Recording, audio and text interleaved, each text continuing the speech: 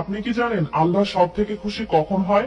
না জানলে এই ভিডিওটির মাধ্যমে জানাচ্ছি। তার আগে সৃষ্টিকর্তাকে ভালোবেসে ভিডিওটিতে একটি লাইক করে চ্যানেলটি সাবস্ক্রাইব করে দিন। জিবরাইল আলাইহিস সালাম আল্লাহকে জিজ্ঞাসা করলেন, আল্লাহ আপনি কিসে খুশি হন? আল্লাহ বললেন, আমি সব থেকে বেশি খুশি হই আমার বান্দারা যখন আমাকে সিজদা করে। অতঃপর জিবরাইল আলাইহিস সালাম আল্লাহকে 30,000 বছর ধরে সিজদা করলেন, কিন্তু আল্লাহ তাআলার পক্ষ থেকে কোনো খুশির বাণী জানানো হলো না। তখন জিবরাইল আলাইহিস সালাম জিজ্ঞাসা করলেন, আল্লাহ আপনি কি আমার সিজদার প্রতি খুশি হননি? আল্লাহ বললেন, ওহে জিবরাইল শোনো, আমি আল্লাহ এক দুনিয়া তৈরি করব।